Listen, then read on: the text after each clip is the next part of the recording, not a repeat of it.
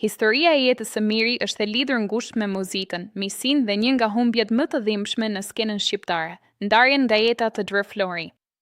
Në rrëfimet e tij, Miri shpesh ndalet tek fillimet e grupit SC The Family, një trio që u bë simbol i një brezi të tërë. Së bashku me Landi dhe Florin, ata nisën gjithçka thjesht, me një magnetofon dhe një kaset, por me një ëndër të madhe për muzikën. Ishte një rrugëtim i ndërtuar mbi pasionin, sakrificën dhe mbi të gjitha një miqësi të rrallë që shkonte përtej skenës. Por suksesi dhe kujtimet e bukura u ndërpren brutalisht nga tragjedia. Vdekja e Dre Florit ishte një goditje e fortë, jo vetëm për familjen dhe fansat, por sidomos për dy miqtë e tij më të afërt. Për Mirin, kjo humbje nuk ishte thjesht profesionale, ishte personale, e thellë dhe e pasvendësueshme.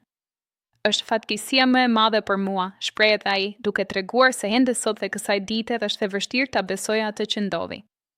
Humbja e Florit, sipas tij, i këputi në mes dhe lën një boshllëp që nuk mund të mbushet kurrë. Ai e kujton atë jo vetëm si artist, por si vëlla, një njeri me të cilin ndau gjithçka, jetën, sukseset, sfidat dhe ëndrat. Dre Flori mbetet një figurë e paharrueshme në muzikën shqiptare, ndërsa SC The Family vazhdon të jetojë në kujtimet e publikut si një nga grupet më të dashura. Historia e tyre është një histori suksesi, por edhe një histori dhimbjeje të madhe, një kujtesë se pas çdo këngë dhe duartërkitje fshihen lidhje të forta njerëzore që nuk zëvendësohen kurrë.